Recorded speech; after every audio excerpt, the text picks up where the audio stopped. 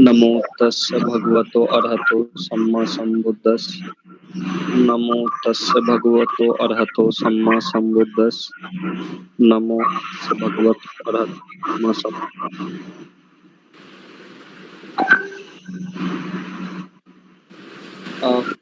Please keep your mic unmute, all friends.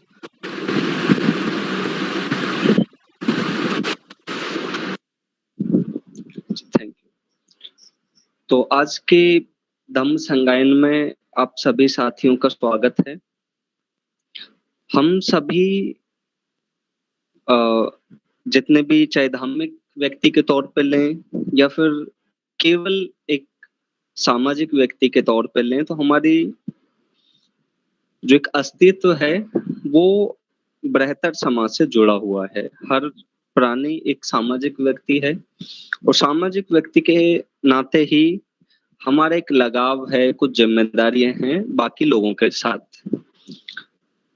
तो उन्हीं लगावों जिम्मेदारियों को ध्यान में रखते हुए हम सभी लोग आज इस धम्म संगायन में जुड़े हैं, है ना। आज जिस रतन सूत्र का पाठ पठन हम करने जा रहे हैं उसी जिम्मेदारी के प्रति है, ताकि लोगों में एक पॉजिटिविटी का वहन किया जा सके, एक पॉजिटिविटी का स्प्रेड किया जा सके कि हम सभी एक ही बृहत्तर समाज का हिस्सा हैं और हमें सभी एक दूसरे के लिए हैं। कठिन दौर है ना, क्योंकि कोविड-19 से बहुत सारे हमारे प्रियजनों का, दोस्तों का हर रोज बीमार पॉजिटिव आने की खबरें आ रही हैं, जो काफी दुखद हैं। लेकिन हम सभी को इसके खिलाफ लड़ना है। तो आज के इस रतन सूत्र पाठ के संगायन में आप सभी का स्वागत है। कार्यक्रम की शुरुआत मैं आग्रह करूंगा आदरणीय विकास भैया से कि वो भंते दीप रतन जी से धम्म याचना करें और फिर आदरणीय भंते दीप रतन जी त्रिशरण और हम सभी उपासकों के लिए प्रदान करेंगे। विकास भैया। हाँ, सभी लोग जहाँ जहाँ बैठे हैं वहीं हाथ जोड़ लें। तो सर्वप्रथम हम लोग सभी क्षमा याचना करेंगे। जो भी हम लोगों से अब तक अपराध हुए हैं उन सारी चीजों का हम भंते जी के सम्मुख क्षमा याचना करते हैं। जहाँ जहाँ जैसे भी जिस अवस्था में बैठे हैं, खड़े हैं, सभी हाथ जोड़ें और ओकास बंदामि भंते द्वारतय्येन मया कत्तं सब्बं अपराधं क्षमतु मे भंते द्वितीयंपि ओकास बंदामि भंते।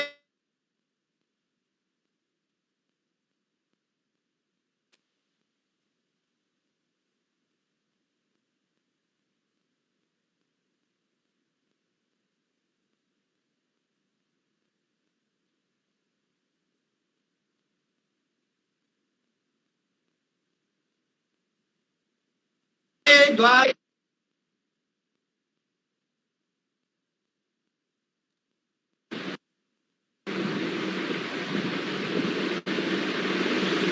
और त्रिशरण और पंचशील के लिए हम भंते जी से याचना करते हैं।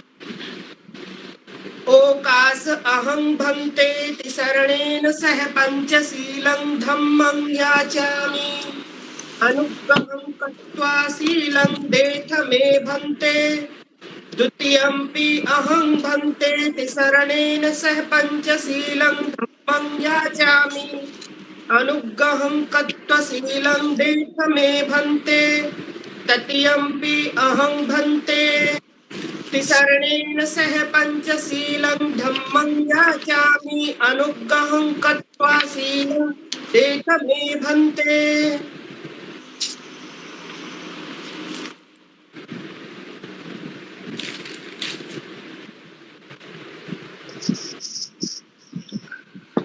हेलो, आवाज आ रही मेरी विकास? जी जी भंते जी। अच्छा, ये वो भंते जी नहीं आए क्या? आनंद भंते? हाँ, भंते अभी डिस्कनेक्टेड शो कर रहे हैं।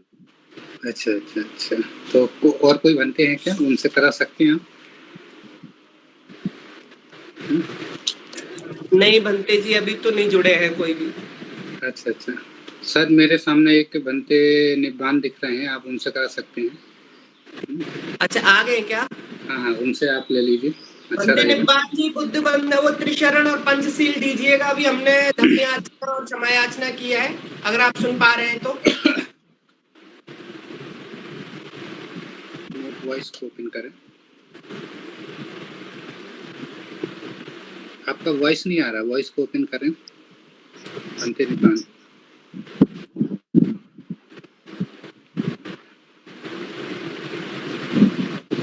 बनते निब्बान जी सुन पा रहे हैं आप? आप म्यूट करिए, म्यूट करिए। आप ही कर दीजिए बनते जी, ठीक है। मैं ही करूँ क्या? ओके जी जी। नमो तस् भगवतो अरहतो सम्मा सम्बुद्धस्स। 3 बार बोलें आप लोग सभी को।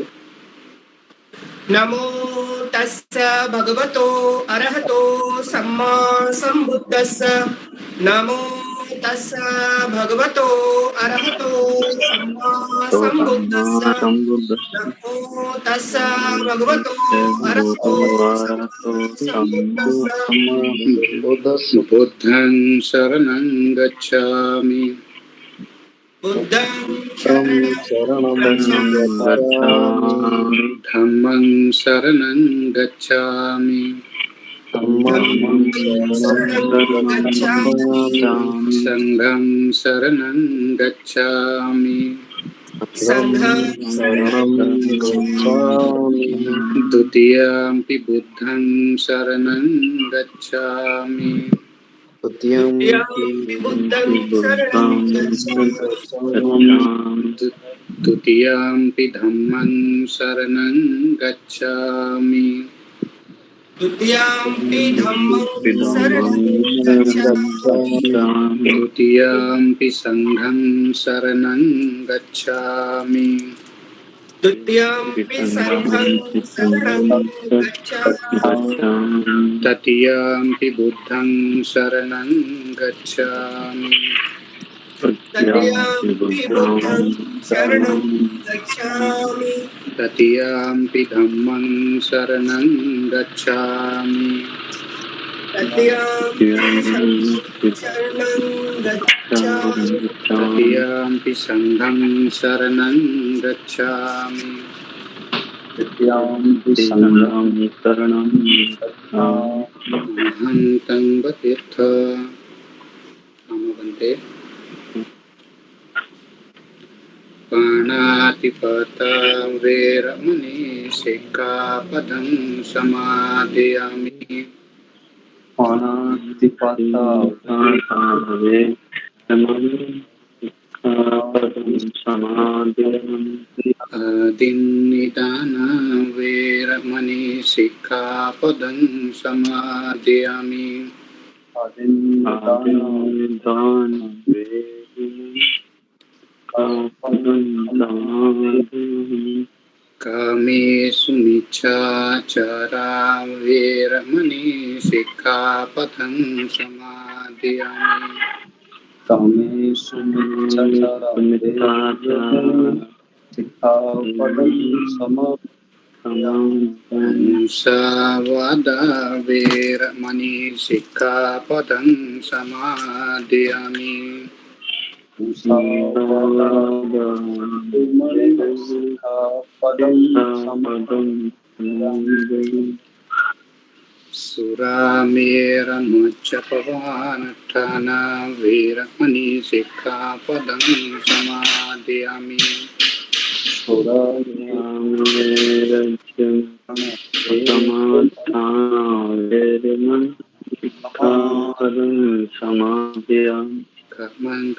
कर्मण्डपिवादनशीले च नित्यं बुद्धापचायिनो ईशरणं बुद्धान् धम्मानुसङ्गानि साधु साधु साधु। ओके, विकास जी आगे बढ़ाएं।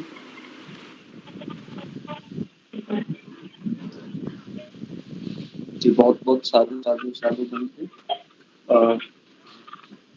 अभी मैं आग्रह करूंगा कि हमारे आज के रतन शुद्ध संगायन के लिए हमारे बीच आदरणीय विकास भैया हैं,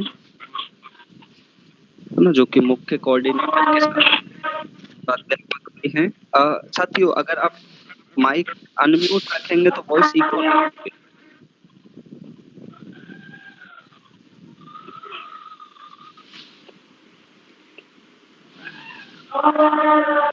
विकास जी आप मत करिए, आप बोल रहे हैं, आपका अनम्यूट है।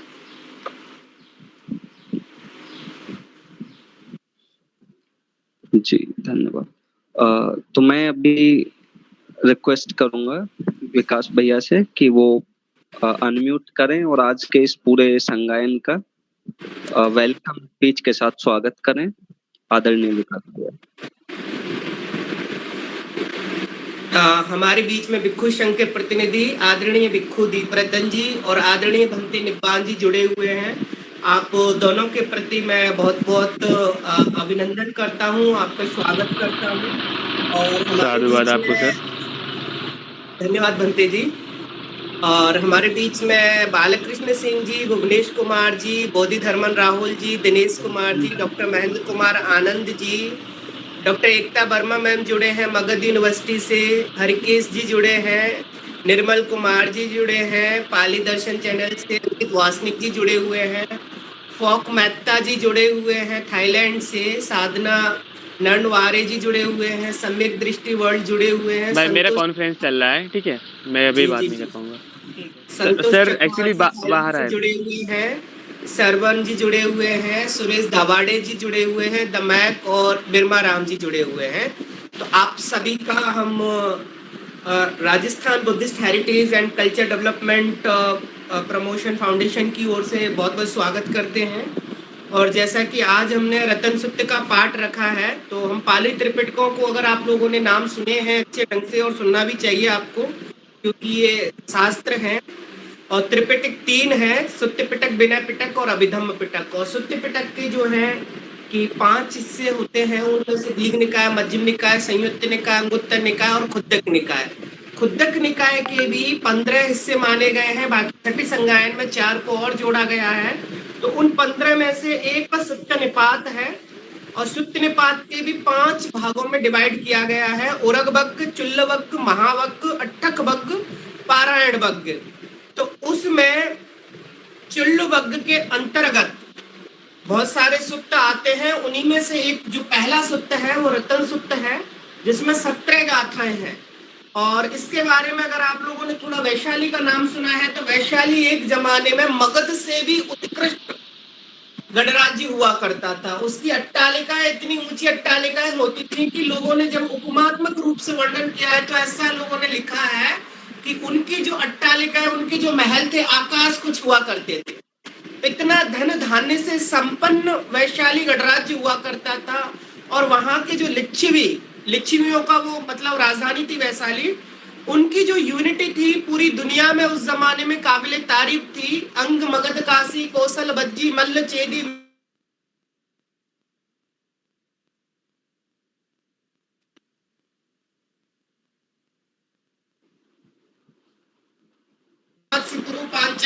हड़पना चाहते थे, परंतु ऐसा हो नहीं पाया।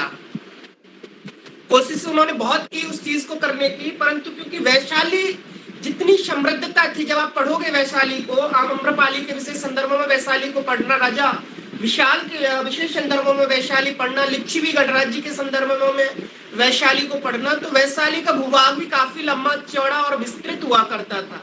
तो ऐसे वैशाली गणराज्य में एक समय भयंकर अकाल पड़ा था, और उस अकाल से कई सारी बीमारियां भी पैदा हो रही थी और अप्राकृतिक घटनाएं भी घट रही थी।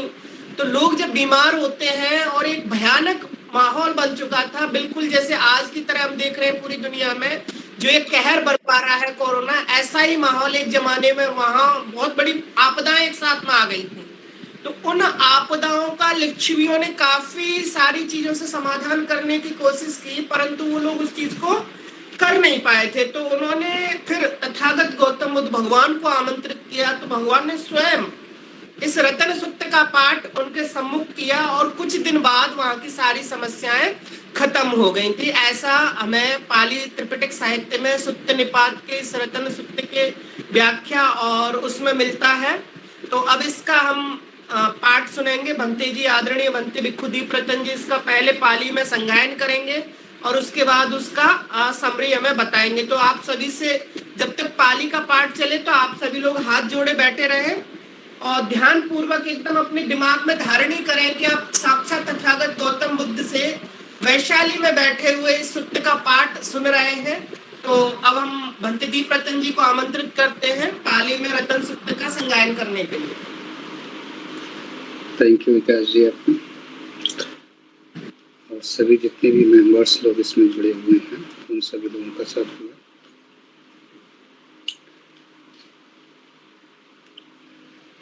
भंते जी को मेरा वंदामी स्वीकार करें, क्योंकि मैं एक्चुअली फर्स्ट टाइम मैं जुड़ा हूँ इस गूगल मीट से, तो थोड़ा टेक्निकली दिक्कत हो रही थी, बस अभी ठीक हो गया है। तो भंते जी को भंते जी को सबसे पहले नमो बुद्धाय, वंदामी भंते जी, और सबको मेरी तरफ से जी भंते जी प्लीज कंटिन्यू कीजिए।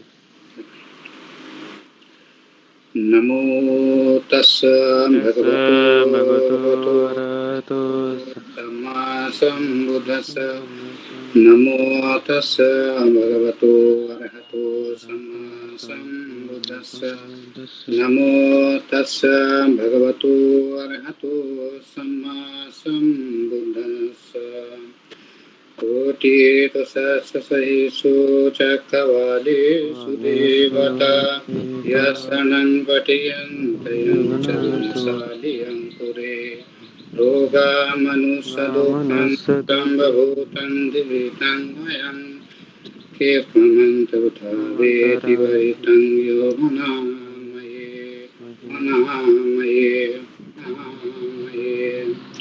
यानि न भूतानि समागतानि ब्रह्माणि वायानि मण्डलिके साम्बेऽपि भूता सुमना भवन्तो अतोऽपि गच्छन्त्यसितं।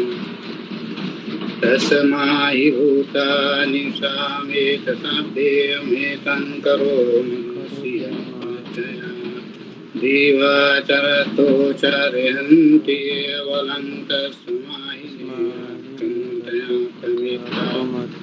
यं किञ्च वित्तं विदबाहुरं वा सदेषु वायं रतिनं वनितं नातेन संवत्तिर्तेन सागते।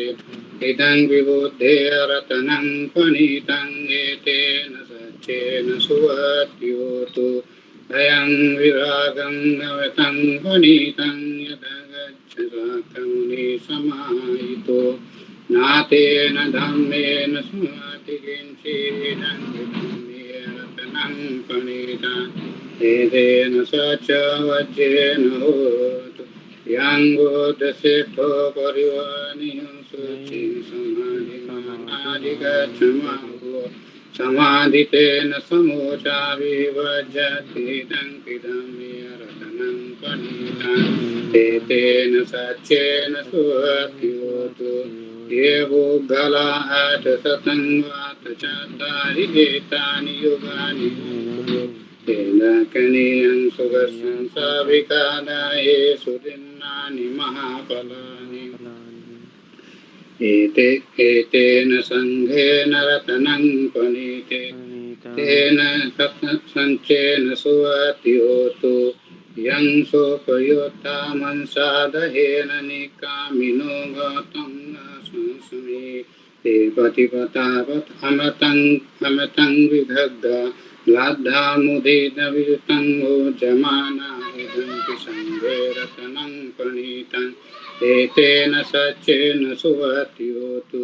यदिन्द्रकुलोपटमिंसितोषि याचतु भूवासितं हस्तं तयो तूपं सभ्यपुरुषं वदामि। यो अर्यसच्चानि अवेरपश्यति इदन्ति सङ्घे रतनं पणितं एतेन सच्चेन सुवर्त्योतु। यो अर्यसच्चानि निवाययन्ति गाम्भमय्या पुरुषे ततानि किंचापि ये हुन्तु सुखसपमिता नाते नवम् आत्मामादियन्ति इदं विसङ्गे रतनं पनीतङ्गे तेन सच्चेन सुहति होतु सावसदा संपदायत सुधं जहिता पन्तो शाकाय देट्टविचितं सिद्धं च चाशीलवन्तं च वितो यदि किञ्चित् चतुपपाये चावुक्तमितो सच्चवित्थानानि अभूतो कन्तो इदं विसङ्गे रतनं पनीतं एतेन सच्चेन सुहति किंचापि शोकं मंकरोत पापं कायेन उदचेतसा वा भो सुतस्य पटिच्छब्दाय आभातदिष्टस्य बुद्धा संविसङ्गे रतनं पुनीतं वेतेन सच्चेन सुहति होतु वनप्रगुम्भे यथा पुस्तके किं सुकठमिन् समिङ्गितिम् इदे तथा पुंधं वरङ्गदेशि निपानगामि वरङ्गिताय इदं पिबोधे रतनं पनीतं सच्चेन सुहति होतु परो वरयो वरदो वराहरो अनुत्तरो वरङ्गदेशियो इदं पिबोधे रतनं पनीतेन तेन सच्चेन सुहति होतु किरं पुराणं नवतं नाति संभङ्गित चेतायाति केवसिमि ते केन विद्यावरलोदचन्दानि भवन्ति धरन्ति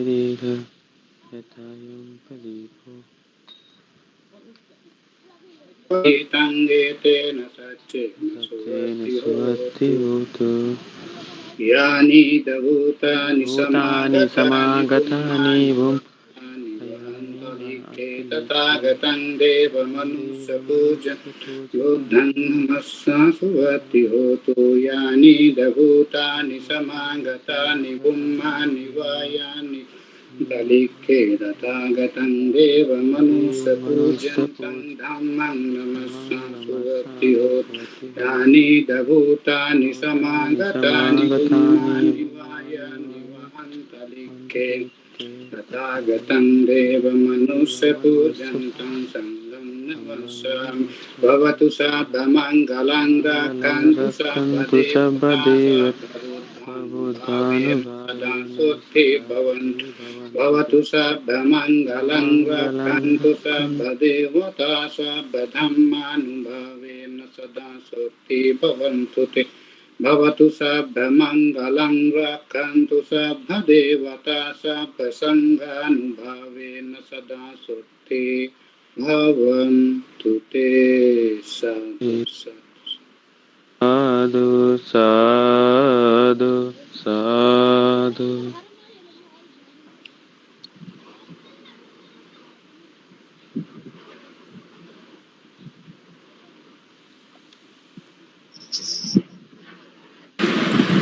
अब बंते जी इसी का थोड़ा सा हमें समरी भी बताएंगे सुत्त के बारे में कि सुत्त में क्या क्या इन गाथाओं में कहा गया है।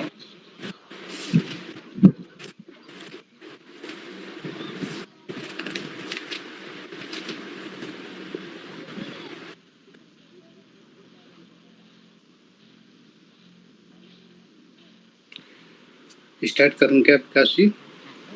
जी बंते जी। जी जी आपका वो यहाँ पर कुछ थोड़ा बारिश वगैरह हो रहा है तो उसका शायद नेटवर्क में थोड़ा प्रॉब्लम होता होगा। आई थिंक कैमरा वगैरह नहीं चल रहा है। जो आपने रत्न सुत्ता सुना, ये जितना भी सुत्ता है, ये सुत्ता पूरा विश्व में, जितना भी पूरा विश्व के लिए भगवान बुद्ध ने इसको बोला। और जहाँ जितने भी इस संसार में मनुष्य, जीव जंतु, पक्षी, जितने भी ये सब हैं, इनके लिए भगवान बुद्ध ने बोला। जैसे कि अभी हम इस समय पर विकास जी ने बताया और पूरा विश्व इस महामारी से जूझ रहा है, वो कोविड-19 को लेकर। तो वैसे ही एक बार जब वैशाली में भी इसी तरीके से भयंकर रोग पड़ा हुआ था, वैशाली में भी जो रोग पड़ा हुआ था भयंकर रोग था। तो मानव की सेवा के लिए या खुद के लिए वह जो पीड़ा, जिसको पीड़ा थी, उनको लिए समाप्त उठी, जितने कि इनको किसी तरीके से शांत किया जा सकता है। तो भगवान बुद्ध ने संपूर्ण विश्व के शांति के लिए कहा, ये संपूर्ण विश्व के शांति के लिए एक दूसरे का सुख दुख का समझने और जरूरतमंदों की मदद करने के भविष्य के बजाय वर्तमान में हम लोग जीने की कोशिश करें। जिसके पास रोग नहीं है या जो जो जो निरोग है, और जो व्यक्ति रोगी है या जो व्यक्ति दुखदायक है, उस व्यक्ति के लिए हम क्या कर सकते हैं।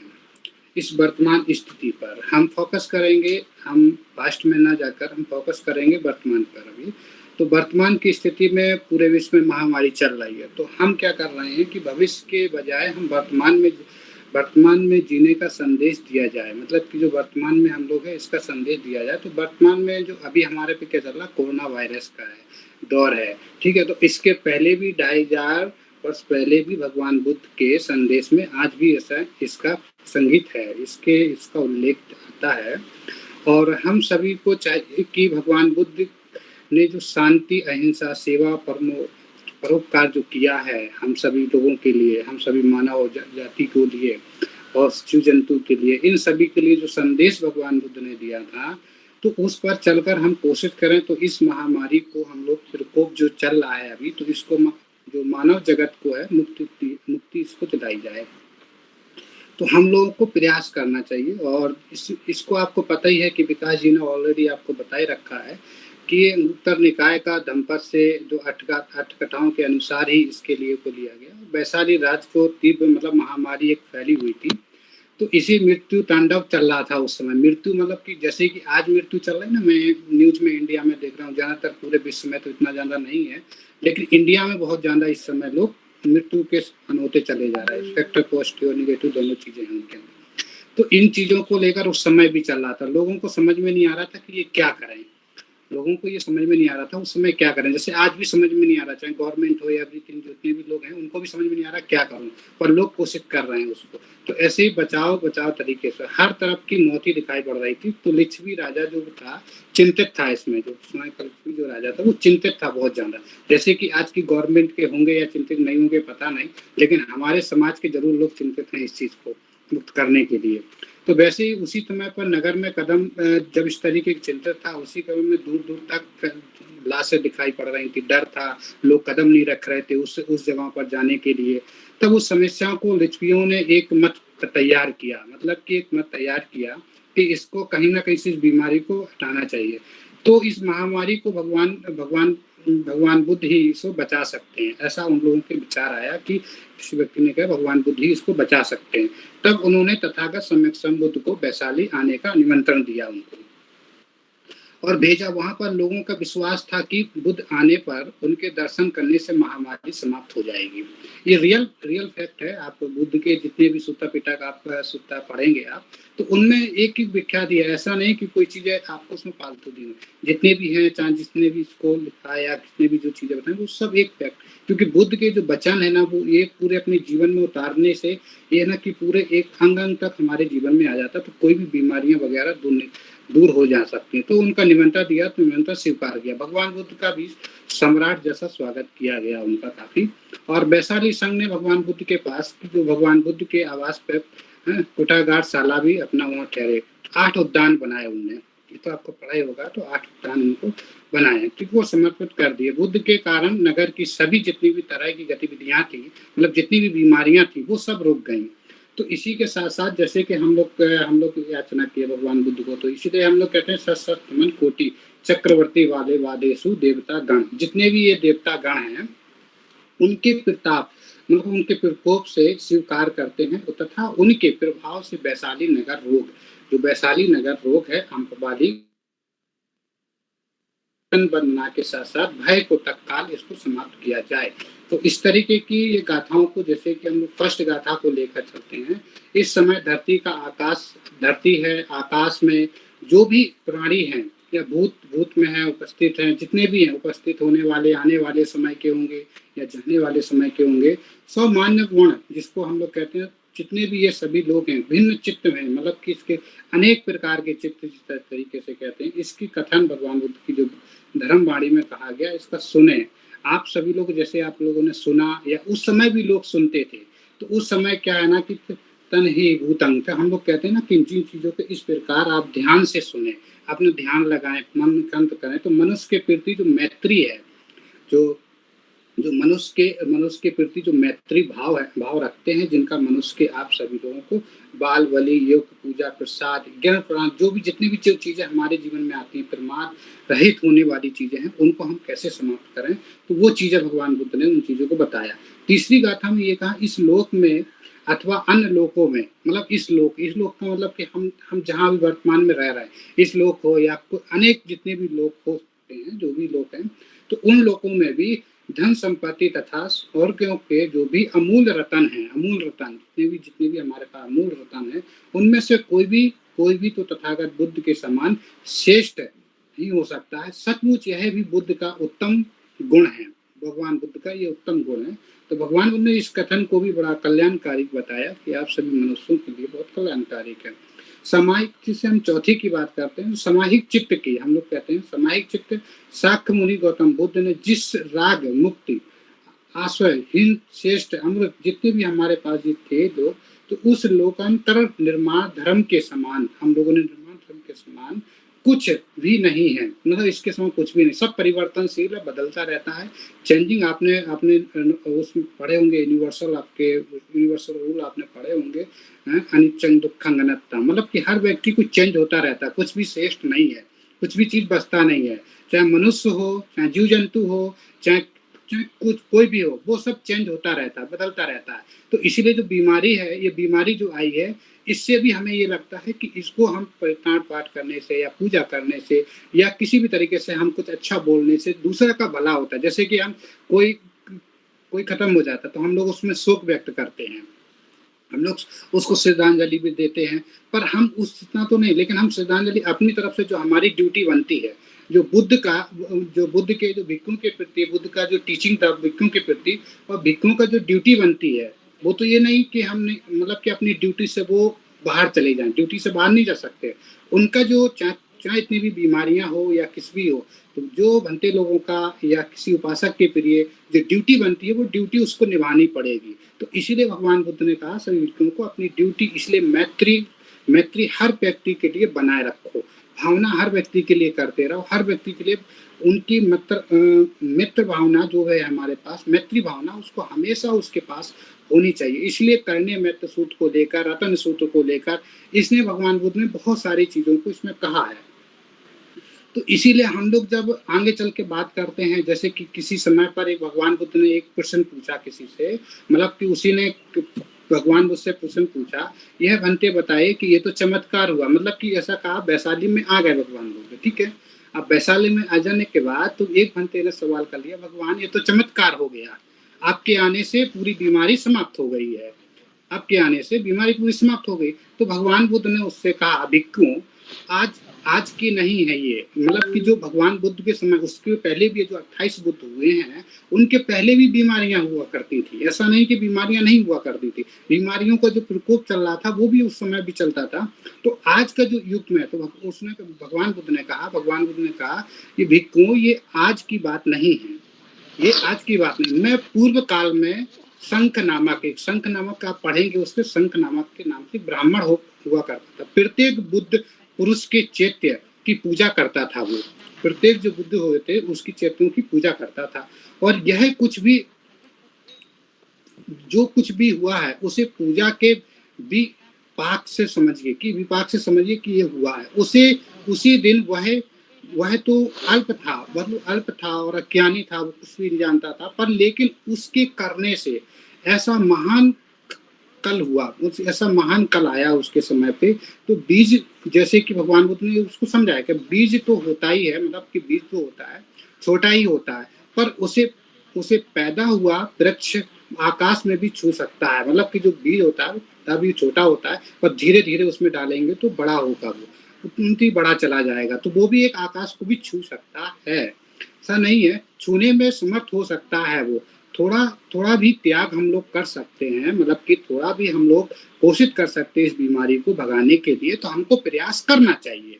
ऐसा नहीं कि नहीं हम पे कुछ नहीं हो पाएगा तो हम कुछ ना करें, तो इसको प्रयास करना चाहिए। तो भगवान बुद्ध ने वही उसको समझाया कि मेरे आने से इसको, इसकी मैत्री जो थी भगवान बुद्ध की, जो करुणा की मैत्री थी, वो एक आने से तो इसीलिए व्यक्ति की जो बीमारियां थी वो समाप्त हो गई। ऐसा महान काल हुआ, बीज होता है वो बड़ा हो गया, उससे पैदा होते हुए वृक्ष आकाश में छूने का समर्थ रख सकता है वो। थोड़ा भी त्याग हम लोग अल्प मात्र त्याग भी करना कोशिश करेंगे, मैं कुछ भी महासुख हमें लगता है। यदि हम थोड़ा भी त्याग करते हैं ना, तो हमें ऐसा लगता है कि हम थोड़ा कुछ किसी के लिए हमने भला का काम कर दिया ना, तो बड़ा अच्छे से अंदर से फीलिंग होती है कि हम बहुत अच्छे से थोड़ा कुछ काम कर रहे हैं, मतलब हम बुद्ध के रास्ते पर हैं, तो कुछ ना कुछ थोड़ा बहुत किसी का हम हेल्प कर रहे हैं, चाहे बनते का हेल्प हो या किसी रोगी का हेल्प हो, एवरीथिंग जितने भी। तो वो भी भगवान बुद्ध ने बोला। तो एक सूत्र और कहा भगवान बुद्ध ने, इस सूत्र को लेकर मैं समाप्त करेगा। एक सूत्र भगवान बुद्ध ने उसने कहा, मत्ता सुख परिचका, कहते हैं जितने भी जो चीजें होती हैं, मत्ता सुख परिचका पश्येन च भूलंक सुखं, जिसको हम लोग कहते हैं सुखं, जगेत मुत्स सुखं धरो संपस्स कुसुखं सुखं।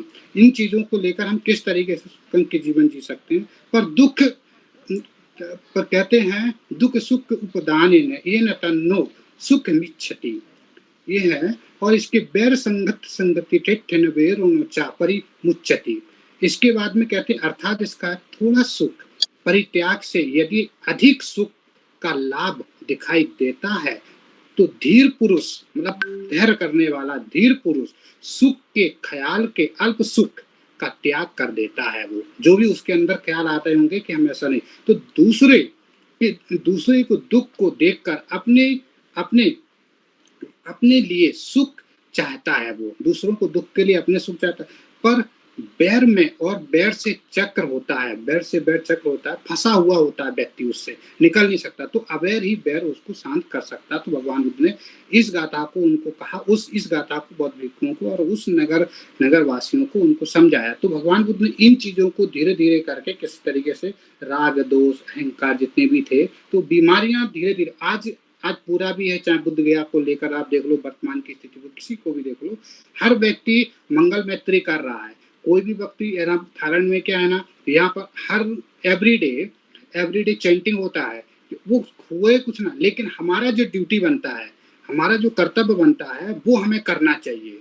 उसका फल मिले या ना मिले उसकी शंका छोड़ दीजिए, लेकिन हमारी जो ड्यूटी बनती है धर्म को सीखने के लिए, धर्म को पढ़ाने के लिए, जो हमारी ड्यूटी बनती है उस ड्यूटी को हम करें। तो वैसे ही यहाँ हमारा शाम सवेरे चैंटिंग होता है, तो उसी को क्या ना, हम लोग इसको रतन सूत्र को बार बार पढ़ते हैं, मॉर्निंग और इवनिंग को इसलिए पढ़ते हैं कि जितने भी राग हैं इस संसार में, जितने भी दुख हैं, वो सब नित्य से लिप्त हो जाएं, दूर हो जाएं।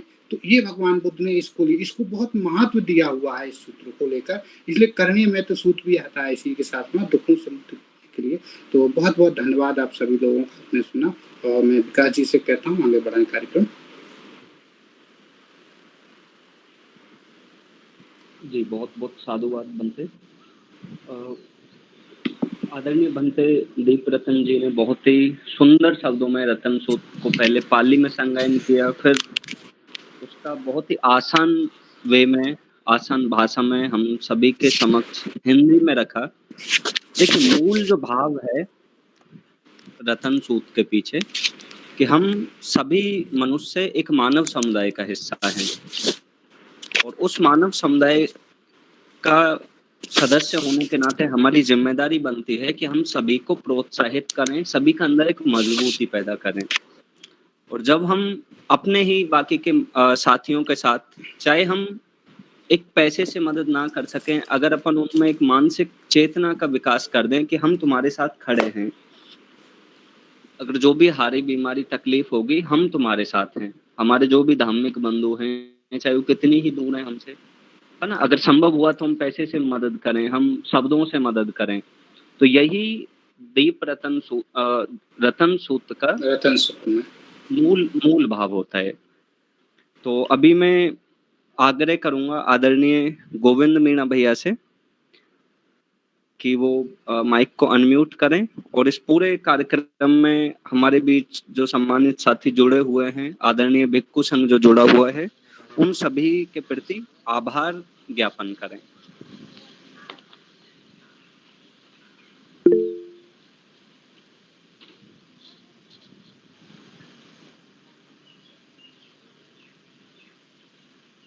हेलो। जी भैया।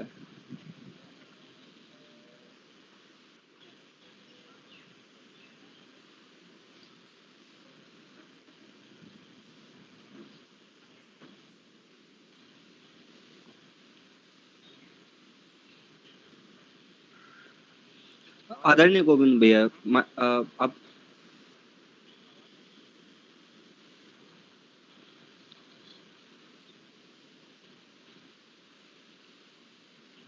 गोविंद भैया कनेक्टेड हैं?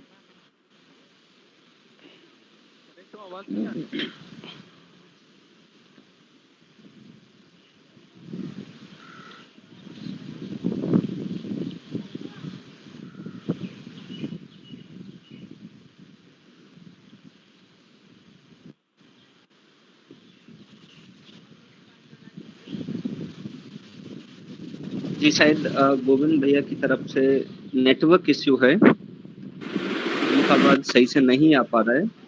हमारे बीच हमारे Rajasthan Buddhist heritage promotion foundation से ही डॉक्टर महेंद्र कुमार आनंद जी कनेक्टेड हैं। तो चूंकि आवाज ना आने की वजह से मैं आग्रह करूंगा कि आदरणीय महेंद्र कुमार जी हमारे सभी साथियों के लिए एक धन्यवाद ज्ञापित करें।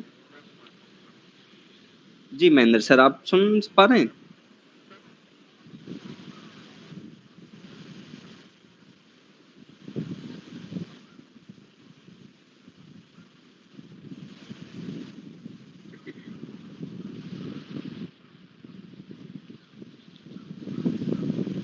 हेलो। जी सर। हेलो, मेरी आवाज आ रही है? हाँ sir, voice is clear, keep speaking. तो आदरणीय भंते भिक्खु दीपरतन जी, बोधि धर्म राहुल जी,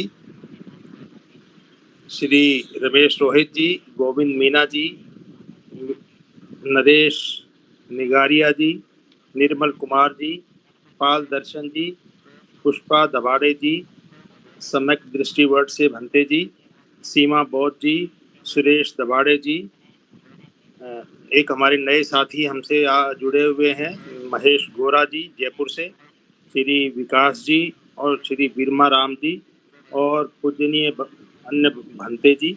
आज हमें इस कार्यक्रम इस का सुख को सुन करके बहुत ही ऐसा अनुभूति हुई है जिसकी कल्पना नहीं की जा सकती। मेरे लिए तो ये बहुत अच्छा अनुभव रहा और मैं ऐसा मानता हूँ सभी के लिए ये अच्छा अनुभव रहा होगा, क्योंकि इस पेंडेमिक दौर के अंदर हमें सचमुच में ऐसी आशा और मानसिक को चाहिए, हमें डोज चाहिए थी। तो बुद्ध के सत्मार्ग पर जो आपने हमें जो बुद्ध की शिक्षाओं से प्रेरित ये बताया, उसके लिए हम आपके आभारी हैं। और हम विकास जी से पुनः आग्रह करता हूँ कि वो इस तरह के कार्यक्रम बहुत जल्दी जल्दी किया करें और हम सभी को लाभान्वित करें। विकास जी। जी जी सर, बिल्कुल।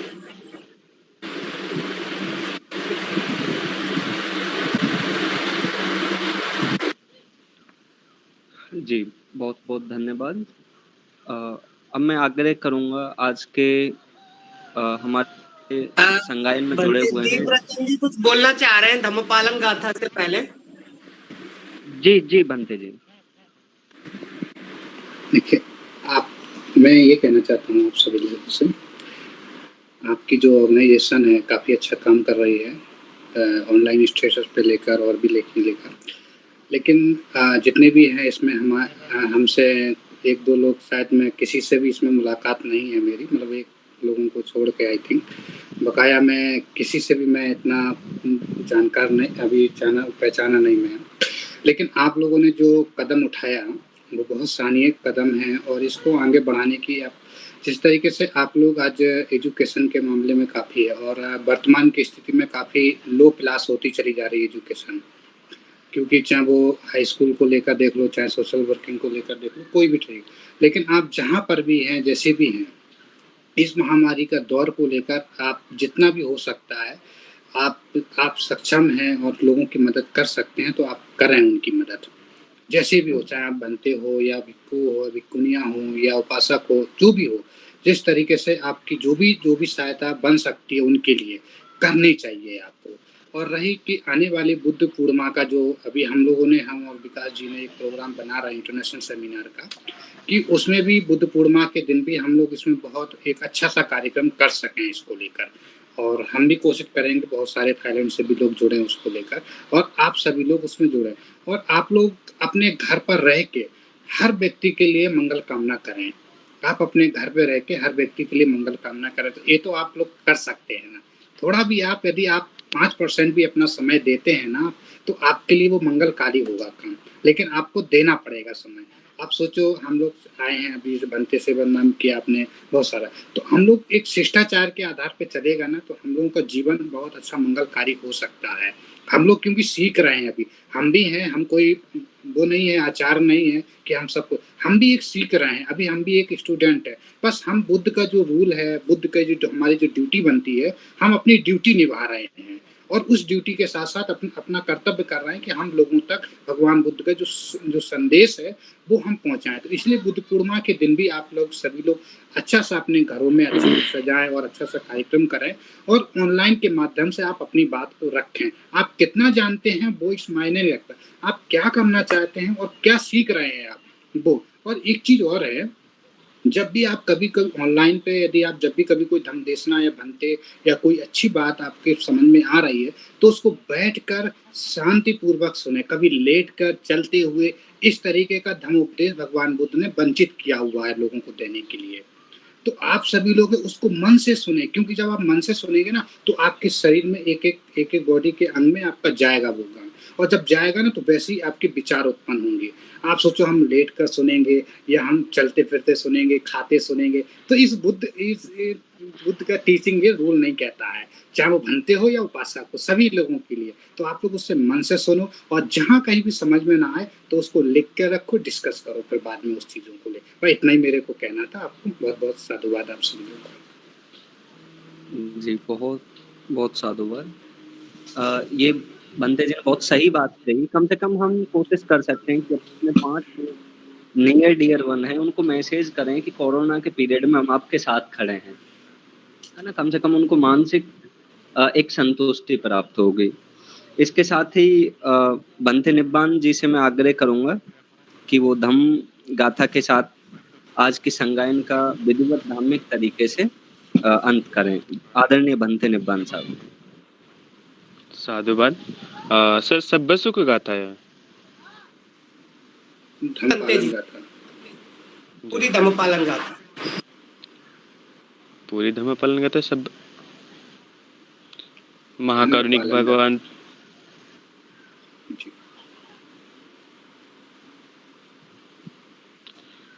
महाकारुणिक भगवान तथागत सम्यक संबुद्ध को नमन।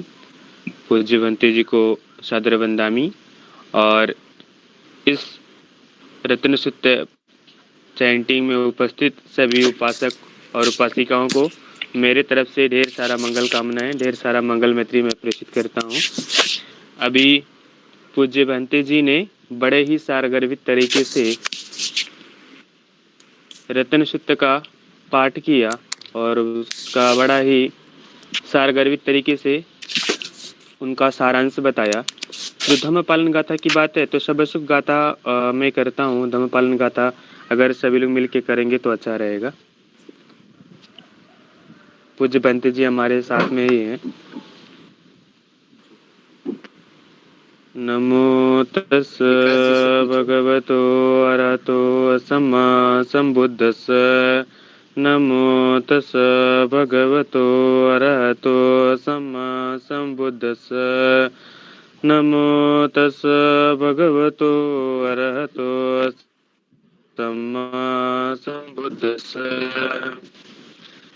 भवतु सब मंगलं रक्षन्तु सब देवता सब बुद्धानुभावेन सदा सोति भवन्तु ते। भवतु सब मंगलं रक्षन्तु सब देवता सब धम्मानुभावेन सदा सोति भवन्तु ते। भवतु सब मंगलं रक्षन्तु सब देवता सब संगानुभावेन सदा सोति भवन्तु ते सबे सत्ता सुखी होन्तु सबे होन्तु च खेमिनो सबे भद्राणि पश्यन्तु मा कञ्चित् दुःखमागमः सबे सत्ता सुखी होन्तु सबे होन्तु च खेमिनो सबे भद्राणि पश्यन्तु मा कञ्चित् दुःखमागमः सबे सत्ता सुखी होन्तु सबे होन्तु च खेमिनो सबे भद्राणि पश्यन्तु मा कञ्चित् दुःखमागमः। साधु साधु साधु। आप सबको ढेर सारा मंगल कामनाएं, ढेर सारा मंगल मैत्री मैं पुनः आप लोगों को प्रेषित करता हूँ और आशा करता हूँ कि आगे भी, क्योंकि जो समय दिया गया था उस समय 1 मिनट ज़्यादा हो रहा है, तो जो सर धम्म पालन गाथा की बात कर रहे हैं, सब पाप से करण यहाँ से शुरू होकर के कम से कम 10 मिनट आगे जाएगा। तो इसलिए कि हमारा विनयशील कहता है, विपसना कहता है कि हमारा जो कोऑर्डिनेट कर रहे हैं सर, हम उनके अकॉर्डिंग टाइम के अकॉर्डिंग चलें। तो सर अगर आदेश होगा तो हम नेक्स्ट प्रोग्राम में हम उसको पूरी तरीके से करेंगे, क्योंकि टाइम आगे जा रहा है। तो इसी के साथ हम सबको मंगल मैत्री प्रेषित करते हैं।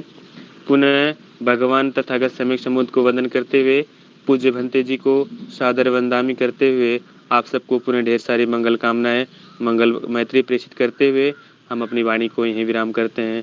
सबको साधुवाद, सबको साधुवाद, सबको मंगल हो। साधु। बहुत साधु साधु साधु।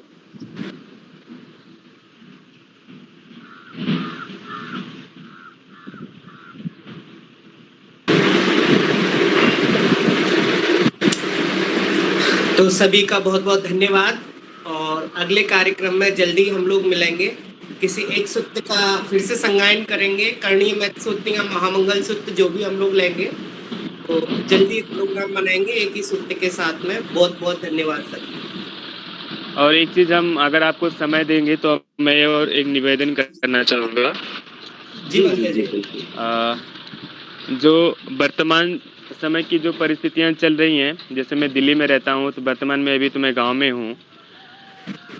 जो हमारे बंते जी लोग हैं, बहुत सारे ऐसे बंते जी लोग हैं, क्योंकि वो खुद भी अपने जीवन को धर्म के लिए दान किए हुए हैं, और तो उनको धर्म के लिए दान करने के साथ साथ उनको भी उपासकों के द्वारा दिए गए दान से उनका जीवन और दैनिक दिनचर्या चलती है।